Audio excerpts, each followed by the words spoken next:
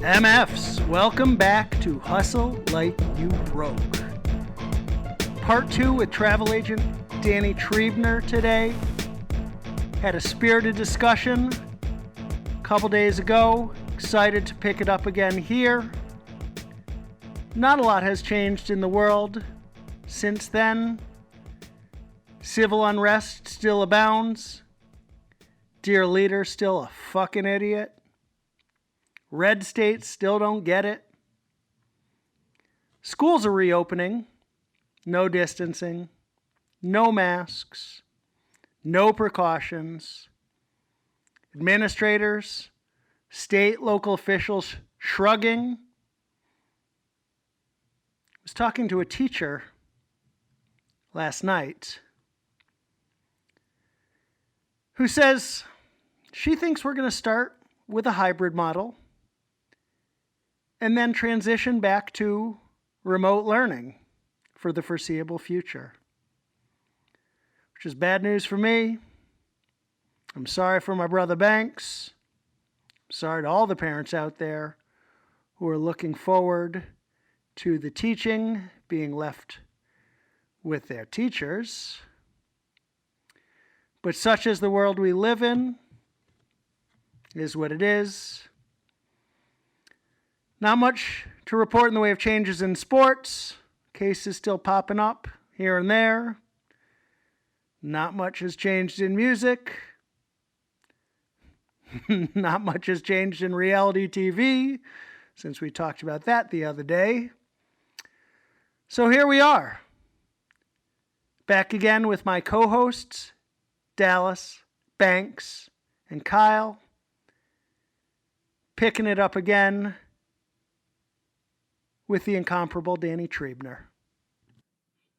So, Dani, you referenced earlier that all travel agents can essentially do the same things, but of course we know that all agents are not alike. And I mean, due respect to all the booking agents I've worked with over the years, but everyone doesn't do the same things, doesn't have the same methods, and has varying degrees of success over time. At the risk of, suggesting you talk shit about your contemporaries, I mean, please feel free to talk shit about your contemporaries if you like. If there's ever a place and a time to do that, it's right here, right now. And we can just keep it among us if you like. But I mean, talk to us about what makes a great travel agent. Talk to us about what a great travel agent needs to do and why you, stand out from the pack.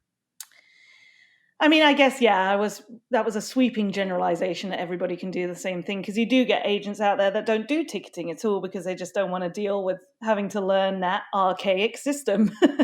So there are people who just kind of do hotel reservations.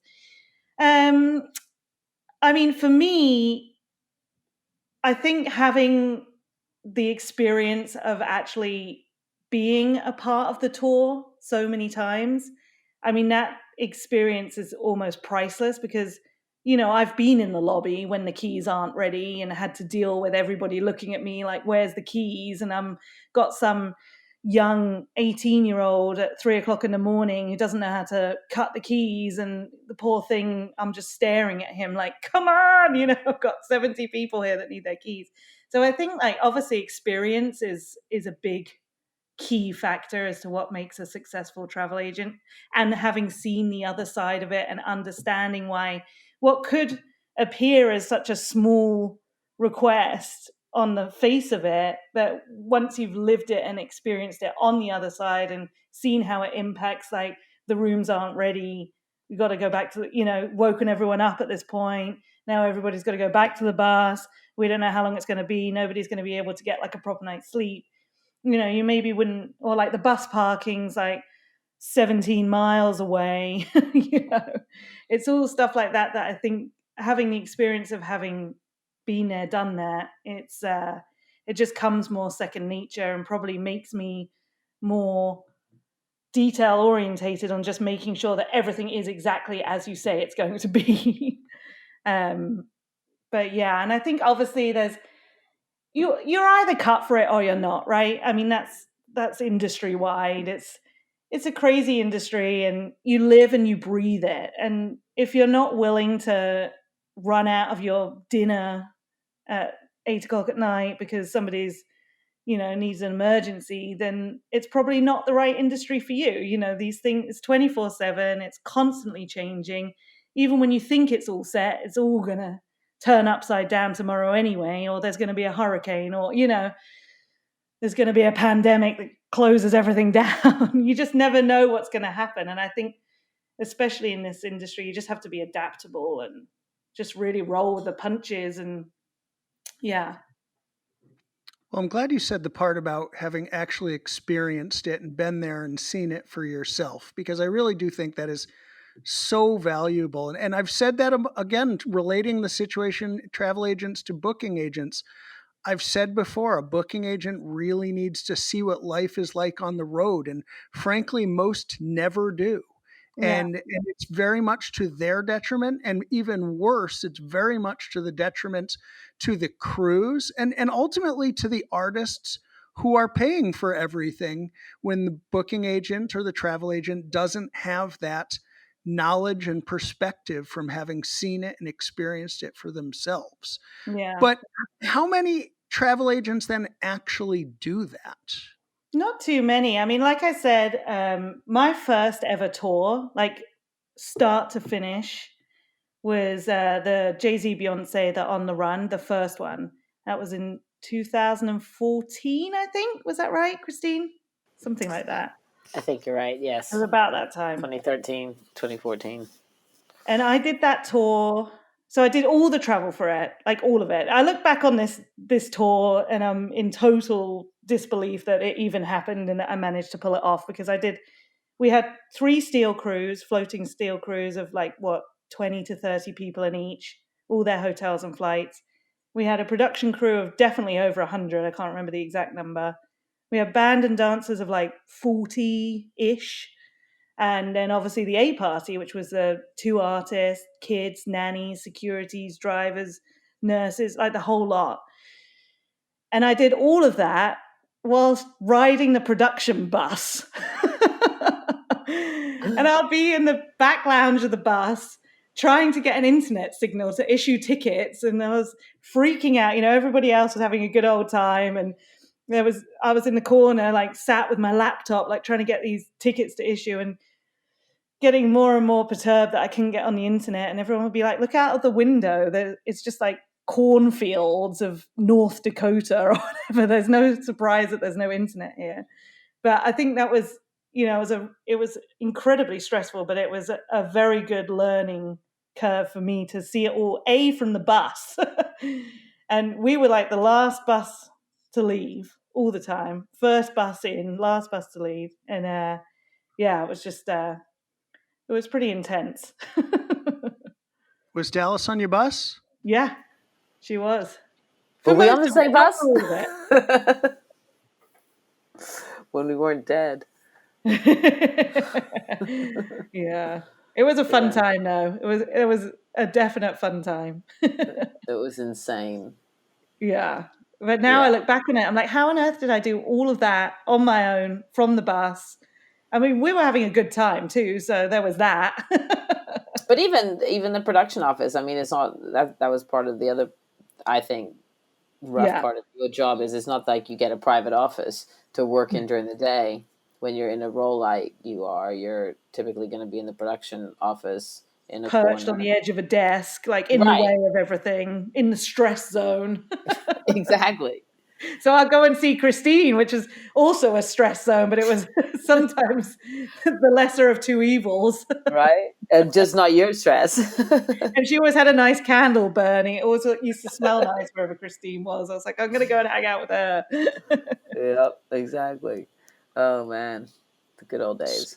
So, Dani, is that a missing perspective with a lot of travel agents? Is that they've never been on the road, so they don't understand the struggles that these crews have, trying to get people into these lobbies and having the buses pull in and all that. It just seems like a lot of, not a lot, but there are some travel agents that you deal with that just don't understand, the Yeah. challenges that they have. I mean, I do consider myself very fortunate in that I had that experience, and obviously it's a cost involved because it's an extra hotel room, it's the per diems, and not every tour can afford that, and I can completely understand that. But it's just such a luxury for both sides if you can even bring them out just for like a couple of cities, maybe in the beginning when you're still locking things in, and it would just be such a value for the tour to invest whatever it is, like $1,000 or whatever, to have them come for the first week of a tour just to really see how it rolls. But also, some travel agents might not want to get involved with that. But I do feel that us in this industry, generally 90% of us are, we're all in. It's a lifestyle. It's not just a job. We live it with you guys. So, sticking with the theme of qualitative differences between travel agents for a minute, I tried to get off it. I'm bringing you right back in. You did make reference to, and I think this was in response to one of Dallas's questions, a reference to negotiating with the hotels about the extras or about the freebies or, the upgrades and the access and what have you. How much of that is really the agent negotiating versus what the hotels will, on a case by case, always give up based on, level of booking, amount of money spent, etc.? I think 90% of it is your agent's relationship with the hotel. I really do pride myself on relationships, whether they're client or supplier.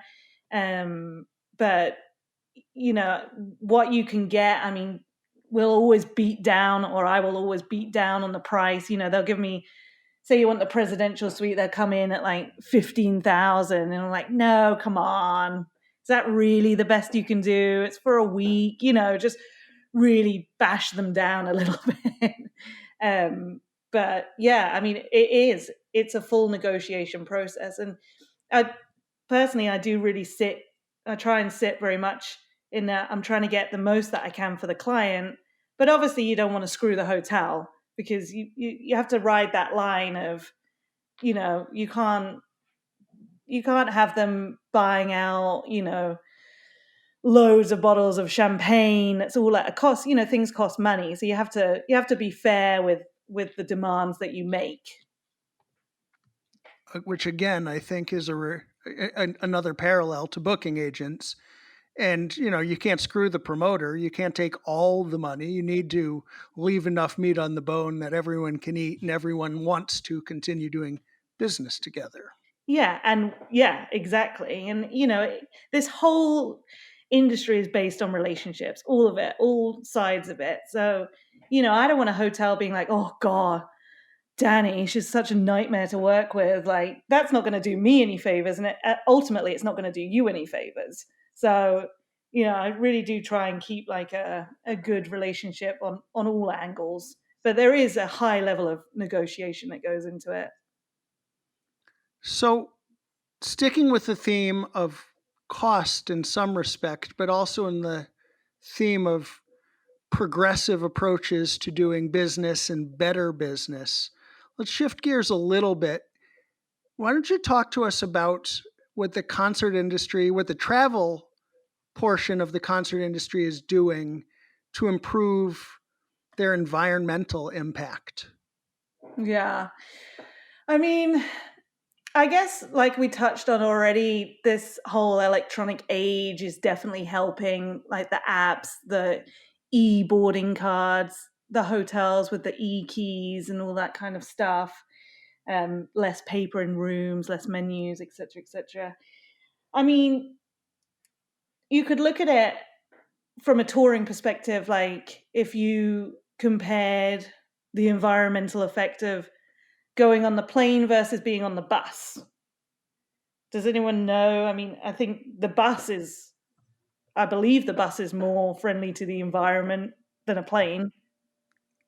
I mean, depending on the number of people you're flying, I would think that that's definitely true. But sometimes you don't have the luxury of the time. So Also I think a factor. there's an element of, I don't really know what else they could do to make it more green. I mean, God, I always used to say, I went 2 years ago, we did an Asia Pacific run. And this is in the days when I used to go out and I'd recce all the hotels. So I would do the whole tour on my own, come back, and then I'd leave and do the advance and do the tour with the band. So I went around the world twice in 1 year. And I was thinking, like, I would hate to see what my carbon footprint is. I mean, it's crazy. I was constantly on planes. And I have to say, I haven't really missed. I have and I haven't, but just that whole feeling of that long haul flight. And, I think the radiation you get from, I think it's one transatlantic return flight, the radiation you get on that is the equivalent of like 5 chest x-rays. So it's not good for you. It's not, let alone the environment, it's not good for you. Well, forgetting flights though for a second, flights versus buses, and again, I'd be curious about, I really don't know the science there. I'd be very curious, what is the less or more environmentally friendly means, the less destructive means. But are there hotel chains that are more environmentally conscious? Are there places that you can stay where you know that they make an effort Yeah. to reduce their footprints? I mean, in all honesty, all the hotel chains are making a concerted effort to do that. It's just, you get a lot of like a 4-star, like let's say like a Hilton or something like that, a Marriott, Sheraton.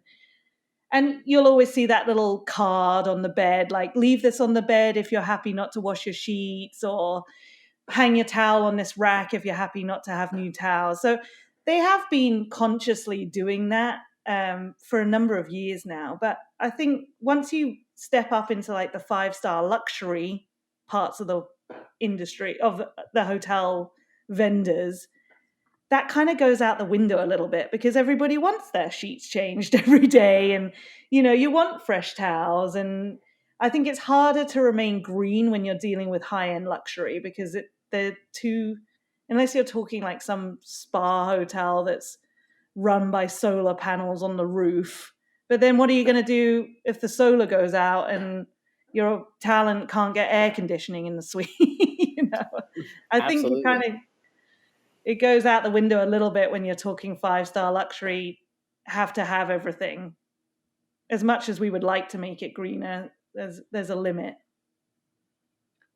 I think that that's probably true, although I want to float something, and this is kind of out of left field, but I've been thinking lately about ways that venues could start making themselves more environmentally friendly and do better in terms of reducing their own carbon footprint. We actually were talking, our most recent podcast was with a gentleman named Mitch Bornstein with the Los Angeles Stadium and Hollywood Park complex in Inglewood.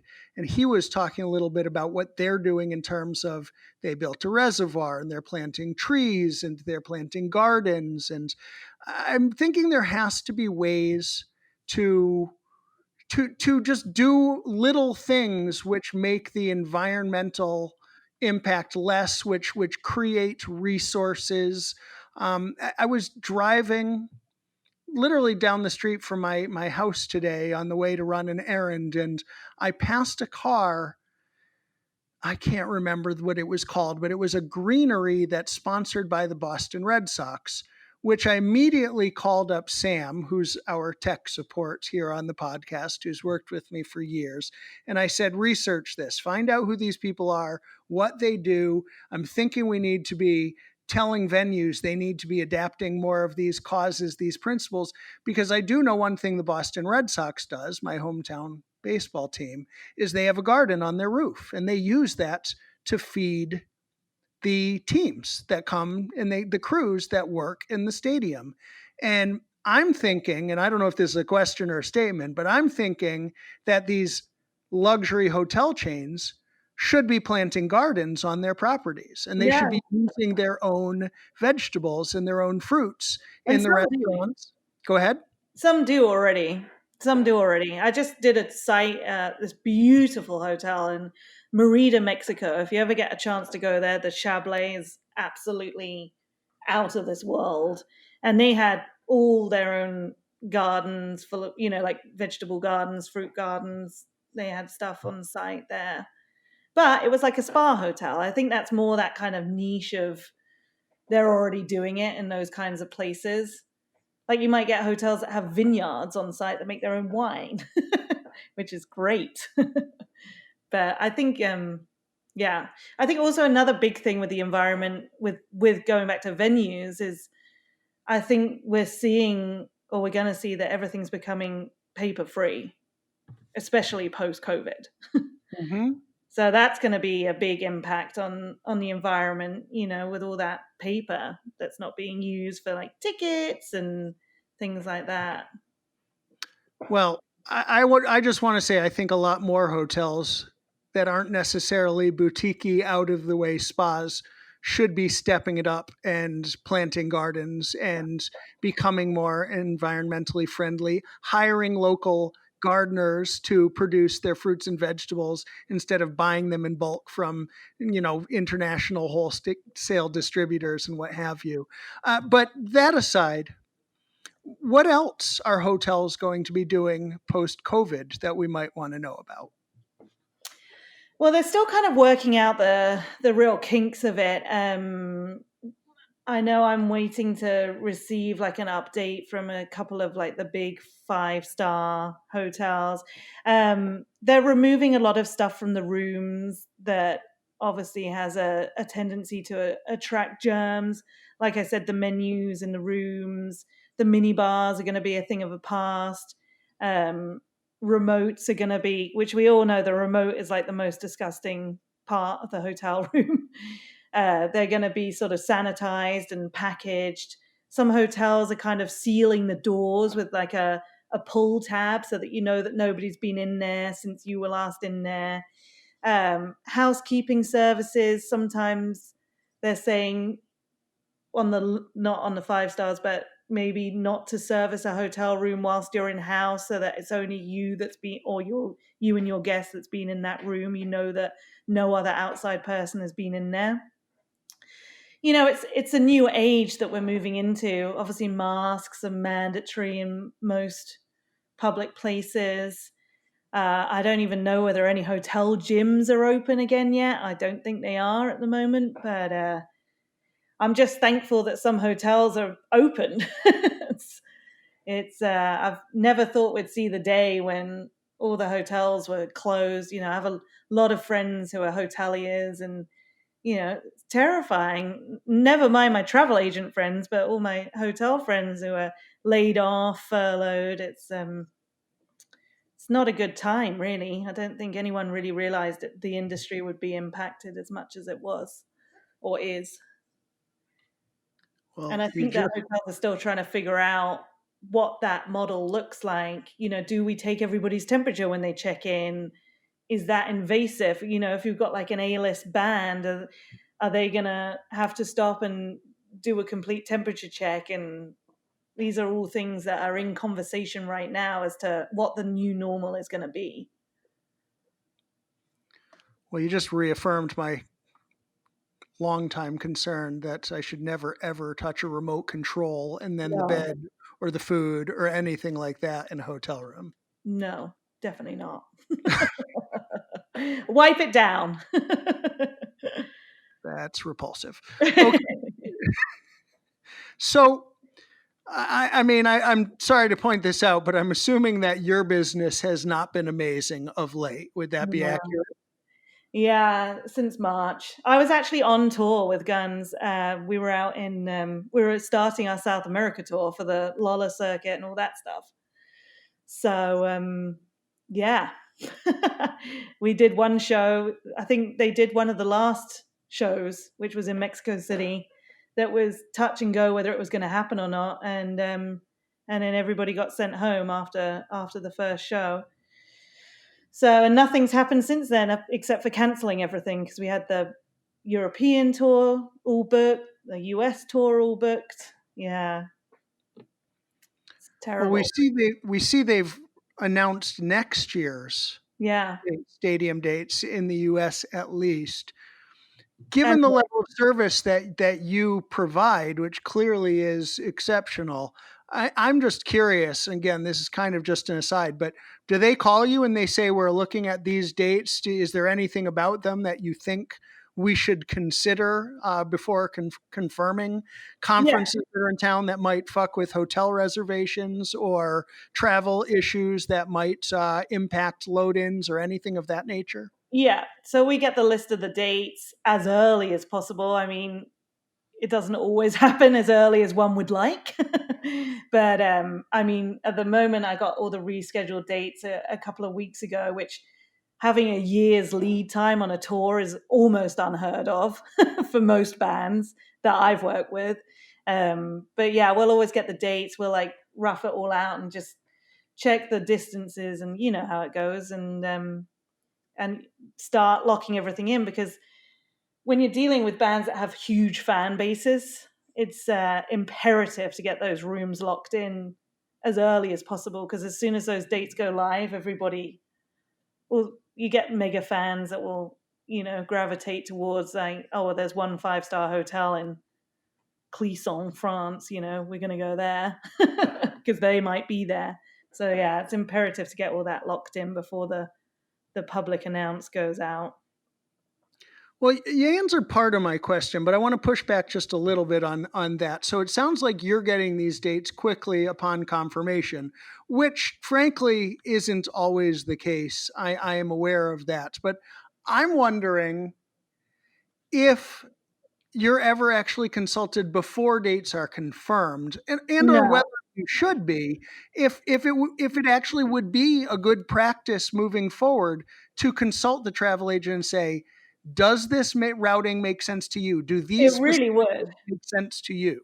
Yeah, there's so many times when you get given a I say routing, and you look at it and you're like, this makes no sense whatsoever. We're going to go up there to go back down there, and then we're going back in the middle there. You could have just done like boom, boom, boom all in one row, and everybody kind of wonders why. I mean, we have to assume that there's a reason why, but it would be amazing if we could get those things in advance to maybe shuffle things around ahead of time.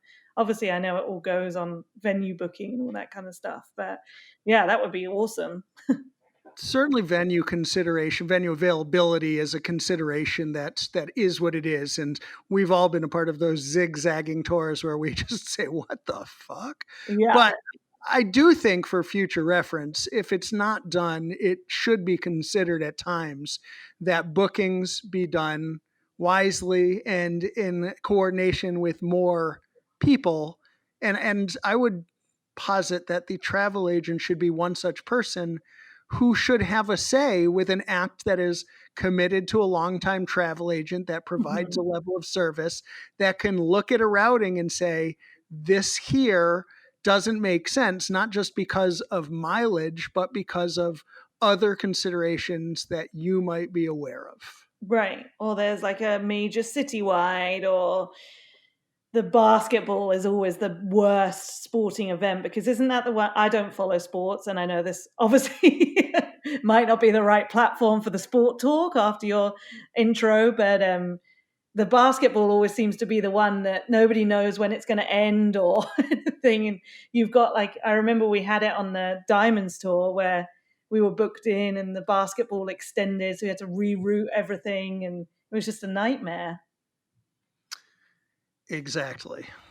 And I would say that Kyle and I in particular are actually fairly big sports fans in spite of my fumbles in the intro. Lakers, Raiders.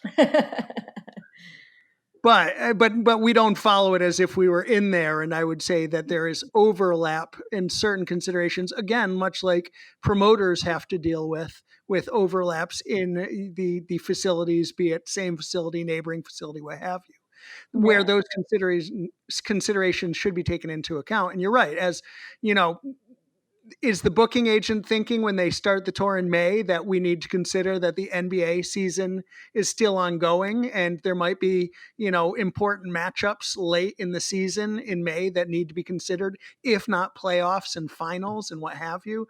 I do think at a certain level, all of that needs to be considered.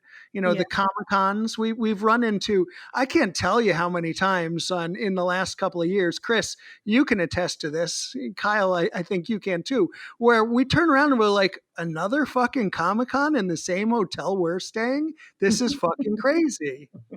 Yeah. I wasn't We got there. yeah. We some kind of way kept getting booked in these hotels where they were holding like these weird conventions with like aliens and anime people, and it was like the most odd thing in the world.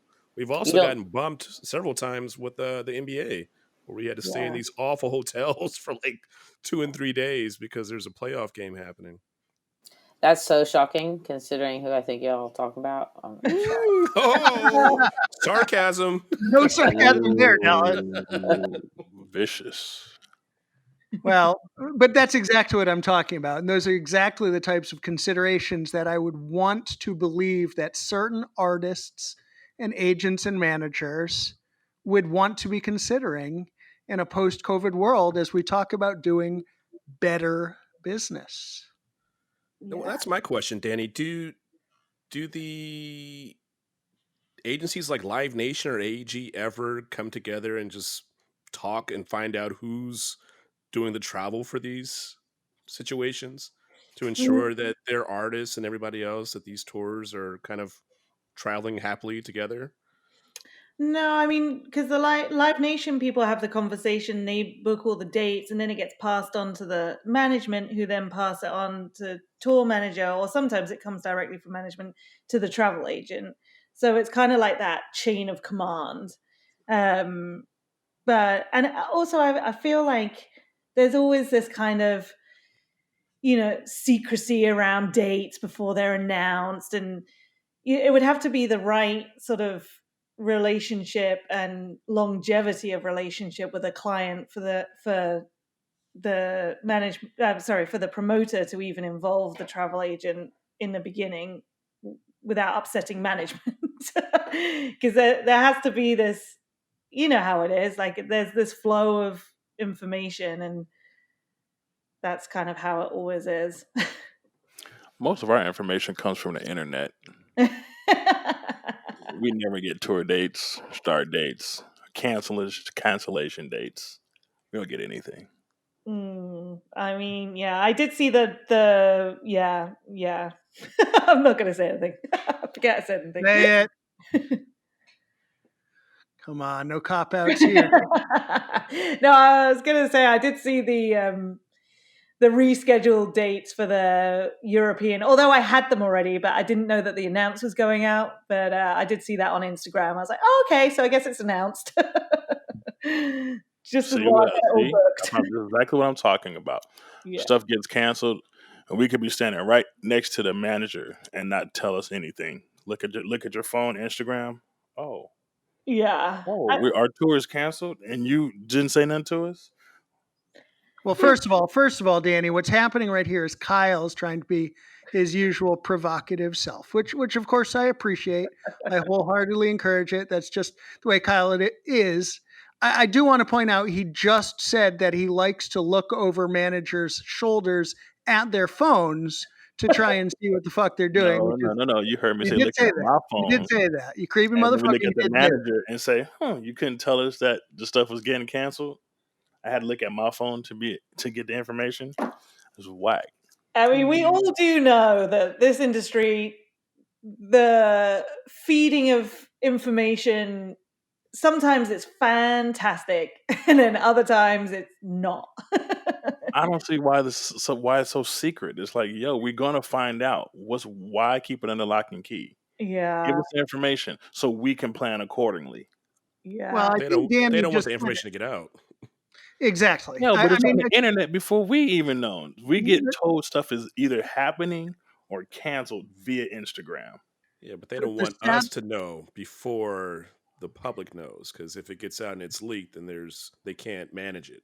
Or like exactly insurance correct. things and Exactly correct. To Danny, I mean, the Out of reality all is the with NDAs NBA. we sign, most of us are under NDAs most of the time, and you would think that artists would only want to engage and promoters would only want to be engaged with artists and crews where everybody can keep their fucking mouth shut and honor their NDA, and that open exchange of information would be a consideration. And certainly, again, I promote for a better world and a better business. I wish that more of that would happen, but I mean that's what Chris just said is exactly right. I mean, the reality is a lot of artists, a lot of managers, they don't fucking trust anybody. They don't trust you, Kyle. That's for damn sure. And it's not just you. It's everybody. They don't trust me. They don't trust banks. They don't trust anybody with the information. So they let us fucking find out the same way everybody else did on the internet, which is fucking bullshit sometimes, but it says more about the manager usually than it does about anybody So else. why should we spend 30 minutes filling out a 50-page tour packet if none of it is honored? Well, that's a different question, and I can't even answer that. Although, Dani, it does bring up, and I wanted to ask this, a minute ago when Kyle started being, a little bit provocative. You and he did work together on the Rihanna 777 tour. And diamonds. And were you on Anti too? No, I didn't do anti. Oh, you didn't? Not anti. So I'm sure you've got a Kyle story that you can tell us. I mean, I actually hold back. don't. I'm really sorry to disappoint you, but I don't. Negative. That's bullshit. He was always very well behaved. You must be confusing him for somebody else. When I say well behaved, I mean he didn't trash any hotel rooms and he made all his flights. For the most part, I'm pretty sure you made all your flights. I've never missed a flight unless it was canceled. Exactly. So for me, There was that one flight coming out of Turkey, though. I don't know. Oh, you were there. You mean when we were when the city fell apart? Yeah, that one. After that all-nighter in the front lobby. Well, I was on time. Yeah, you never left the lobby. Sure didn't. It was scary. Some of this shit must have been Kyle's fault. Tell me it was. Not at all. I cannot cause a city to go unrest. That had nothing to do with me. We literally finished the show and the city fell apart in front of our eyes. If we're getting back to the hotel, it was terrible. Yeah. Well, y'all are no fun for not actually poking fun at each other. I'm not happy right now. I'm just gonna put that. Facts are facts. I'm balanced. I'm on time. I don't miss flights. I don't tear up hotel rooms. I do not like to give up my credit card for random incidentals that I never charged, but always seem to find its way on my card. Stuff like that. Wow. All right, moving on. So speaking of tearing up hotel rooms, I mean, Dani, just looking at your list of past clients, none more so than guns. I mean, you've got to have a story or two about ripping up hotel rooms or some crazy shenanigans that you want to tell us about. It's called an NDA. She's under NDA, exactly. She can't talk about it. She doesn't have to name names. She can just tell a fucking story. Shut up. I honestly, ripping up hotel rooms, it just doesn't happen these days. The only people it happens with is the crew. I remember one tour, I think I had 3 TVs that were broken. And it was all on the crew party. Christine, you remember one of them? I think I do. The chair went through the TV screen. You know it. I'll tell you offline. See, that's why we can't get the early check-in the night before, because we're paying for all these rooms that are being damaged. I think one of the funniest experiences, it actually wasn't one of my clients, but it's always stuck with me, is there was this one lady and she had a pet pig and left said pig in the beautiful suite that she was booked into for a number of hours. And this pig just went crazy, went nuts. And it basically dug up all the sofa, the carpet, everything was just completely annihilated by this little pet pig. And of course, 5-star luxury hotel, this suite was out of action for I don't even know how long, but they were like, "What happened?" This pet Oh, pig just went wild. I know about this pet pig. Oh, A pet pig has destroyed some audio stuff too. I know all about the pet pig. the famous pet pig. But yeah, but no, people don't really smash up hotel rooms anymore. It's very grown up and adult these days.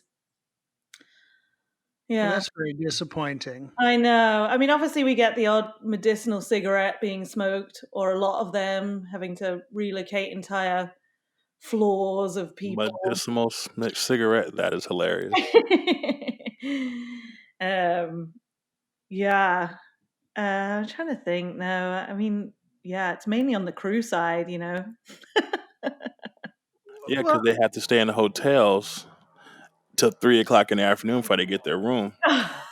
Well, I mean, that it wouldn't happen on my watch. all right. Yeah. So speaking of medicinal cigarettes, actually, I mean, we all have clients or have worked with artists that, can't go 5 minutes without lighting up another. I mean, are there, pot friendly hotel chains or anything like that certain travel agents might be aware of or, should be considering Oh, when booking tours? I mean, obviously, in the US, you have certain states where it's legal, which is a foreign concept for an English person. Whether they would be pot friendly, smoking in the room, no. I don't think there's any hotel that advocates that unless you're out in Asia somewhere and you've got a designated smoking room, which do still exist. But if you have well, for me, if I have a client that I know smokes, we always gather that info in advance and we're like, all right, this is the charge, this is what it's going to be. I think the biggest hiccup that I've ever come across with that is this one hotel. And because I can understand a cleaning fee, I think it's fair if you've got a deep clean, and it does. It leaves, whether it's a cigarette or a herbal cigarette, it leaves behind a smell. Actually, the herbal ones are kind of less offensive, but they have to deep clean the room, and that costs money. So I understand that the hotel has to take it out of service. You know, there's a cost involved. But there was this one hotel, and they insisted on charging every single day. So it was like $500 or something, and the person was in there for like a week. And of course, at the end of it, you get presented with this bill. Like, what is this? Like $3,500 on a smoking cleaning fee. It's just not fair, you know. But that's the difference between a corporate hotel and an entertainmentally versed hotel, like one that's used to receiving entertainment groups, because there is a big difference. And I think us as touring agents will always try and work with the ones that we know are going to be like, oh, you know, we get it in all aspects, rather than, well, this is what you owe us, and you've broken the rules and all that kind of stuff. And nobody likes a strict hotel. Not at all. Like our freedom. Question. I know some agents, they excel when it comes to the frequent flyer input into the profile. Mm-hmm. How hard is it to keep track of all these frequent flyer numbers and save these profiles? I mean, because every tour you fill out this crew sheet and you put all your numbers and your airlines and preferences and all that. And there are agents that are amazing at every time you get your stuff and it's like, oh, it's already shows up in my profile. And then Yeah. you have some where it's like every single flight you have to input your information, even though it's the same agent who's Yeah. been booking everything. There's honestly no excuse for that. Oh. Yeah. Um, every single person that has a profile on your system, on any system, on any of those Sabre, Galileo, Apollo, any of those GDSs, when you build a profile, that's for me, when I start a tour, I get given the like immigration list and I'll go through it one by one, check whether I've got a profile. If I've got a profile, update the info, or I'll build a new profile. Like I'll do that before I even start issuing any tickets. But that's because I'm an organization freak. Mhm. I like everything to be exactly as it should be. But once that information's been put into that profile, we never have to put it in ever again. So if I'm booking you a flight, I pull it up by your name and I drop your name into the booking where I'm holding the flight. All of that information, your frequent flyer, your passport info, your global entry, all of that just instantly goes into the booking. I don't even have to do anything. Just by me putting Oh, the name in, it all drops in. So honestly, really, there's no excuse for it not being in there. And what it tends to be is if people are rushing and they just don't build the profiles and they manually make it if they're like in a hurry. And then that information, once the flight's gone, it's gone, you know. Whereas if you just take that extra 5 minutes just to build the profile, it's always going to be there. And then you don't have to ever put it in ever again. that's interesting. That's good to know. That sheds a lot of light. I also had another question about bookings. Like when you get these, I call them spider web bookings, where you're booked on like 7 different airlines, but you have one reference number. How is that even possible? Because a lot of times you'll call the airline and you're trying to explain it. And they go, I don't even know how this was even accomplished. Like where you have this one number, but you're on like 8 different airlines. Of course, we're talking about like multiple travels and all that stuff. But how easy is that to create something like that? It's the worst. I mean, Mm, it's terrible for us too. I mean, here's the thing with a ticket like that, it's generally if somebody's like, oh, I have to go from LA to Singapore, Singapore to Narita, Narita to Auckland, Auckland to LA. And they'll type in all that, plug in all those flights, and then we can do like an entry that will like shop the best fare or whatever, like a fare shopper, which is in the GDS. And that will then pull up like these crazy itineraries where it's like a mixture, like you say, of all these different airlines. But although it's giving you the cheapest fare, the problems then come from like if you ever have to change that ticket, it's going to be a nightmare for us to change it. Like if you're combining carriers and everything, it's always so much neater to just do everything on one carrier, or at least with because airlines partner with other airlines like BAAA, hmm Delta, Virgin.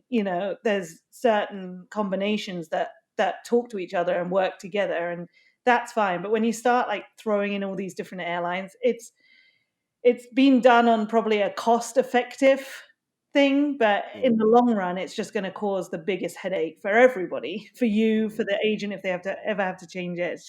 It's not the best thing to do. mm.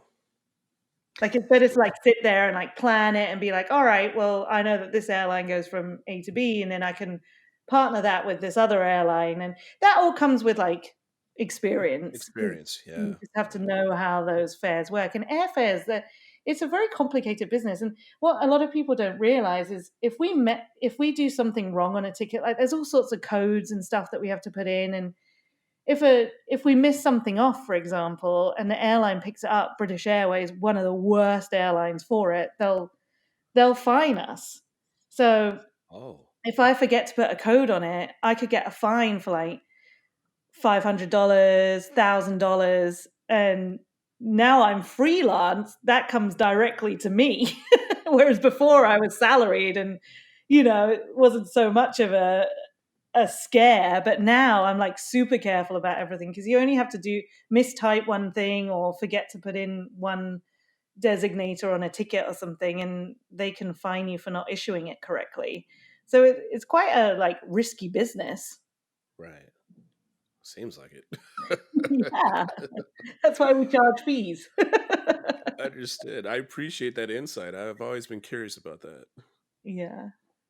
Well, I think we should move on because I know Chris is smiling and acting appreciative, but I think his blood is boiling right now over a handful of situations, a few of which I'm aware of.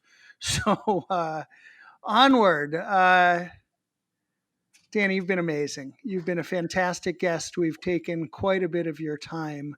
I think now, as we always do, as I think you're aware, we will jump into our quick hits. We would love it if you'd tell us just a little bit more, starting with your first tour experience. So my first on the road tour was that On the Run, the Jay-Z Beyonce. Yeah, where I rode the bus from start to finish. And yeah, intense highs, intense lows. I think I slept for 3 days when I came back. I never felt exhaustion like it.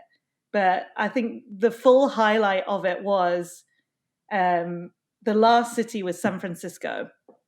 And because, the production manager will always get the upgrade. And it was Bobby who was the production manager. And he lives in Oakland. So the hotel gave me the upgrade that was assigned to him. And we had this massive party at the end of the tour. It was really fun. And I think that tour, Christine can probably relate, but it was my first tour. So obviously it was like super special to me. But it was just one of those tours where we all walked away from it. And as much as it'd been horrific and stressful and everything else, we all kind of had this crazy like bond. And I'm still in touch with a lot of the people from that tour, actually. Very cool. Well, that tour aside, can you speak to a best moment or experience? Ooh. A best moment. I mean, I guess one of the craziest moments that stands out in my mind, we were with GNR. Oh God, there were a few moments in Italy. Italy is just one of those places where crazy stuff happens. But the first time we were in Bologna, and we were staying in this hotel, and it was this really old traditional, like, terracotta roofs. I don't know whether you've ever been to Bologna, but it's all very Love it. villagey kind of feel. And this hotel was super old school. And I got there to do the advance, set up all the rooms and everything. And as I'm checking in, I get handed this key, and it's literally a key. And it's not only like a metal key, but it's got like this, like a tie back on a curtain with the tassel hanging off of it. It's got like this massive red tassel hanging from it. And, this is a band that, have to have multiple keys and certain key packets. I was like, oh my God, I don't even know how this is going to work. So I've got like these A4 envelopes full of like all these tassels and keys. And I kind of needed like a cart to wheel all these key packets. But when we were there, the Italian fans are the craziest fans that I've ever known. And they literally blocked the road. I've got photos of it outside the front of the hotel. That they were, when I say that they were probably 20 people deep and as many as across, you couldn't even walk out of the hotel. It was insane. And while we were there, Pierce Brosnan was there randomly.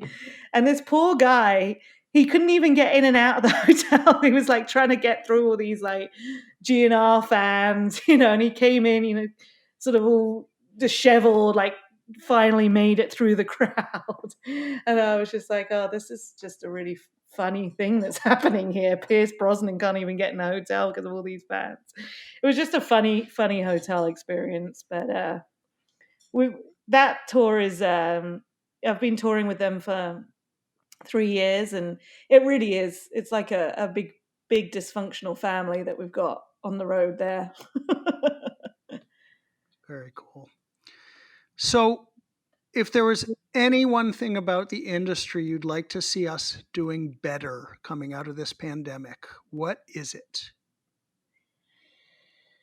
I mean, just coming out of it would be nice. Start booking some business would be great. I think. But pandemic aside, Hmm? pandemic aside, for me personally, I mean, I've always been 150 miles an hour all the time. And I think what I'm going to take away from this is just a bit more of a work-life balance. And when I say that, I'm not going to start just doing 9 to 5. And if you want to get me, I'll call you back tomorrow. I just mean a bit more of prioritizing. I think that everybody feels that same way. We're so used to living out of a suitcase and, I'm leaving tomorrow and I don't know when I'm going to be back. And I think that personally, I'm really going to come back into this with a bit more of a grounding for home, and just like a bit. And I hope that I can have a bit more priority over things that maybe should have mattered that I kind of kicked to the side, like even like health things, like I haven't been to the doctor in years. Things like that maybe should take more of a priority, that work's always kind of come in front of it. I like that answer. And we'll get you out here on this. Shout outs or parting shots? Shout out. I mean, I've got to shout out Christine Dallas. Oh, you're so kind. I know. I miss you. I miss you. I just really appreciate everybody that I work with in this industry. It is really like a massive dysfunctional family across all areas. I love working with my clients, and I appreciate each and every one of them. And I wouldn't be here today without like the mentoring that I received from my old company, and even the company before that. I had 2 fantastic bosses. So I just really appreciate everyone and everything. Well, we appreciate you too. Do you have any socials, any social media handles or anything we should know? Yeah, I'm Dani_Triebner. Good luck spelling it. On Insta. And there's only one Danielle Triebner in the whole wide world. So if you can't find me, there's something wrong. Well, there's definitely only one of you, although from a travel perspective, I wish there were more. We appreciate you being with us today. Dani, been great. Thank you to my co-hosts as always. To our listeners, we appreciate you.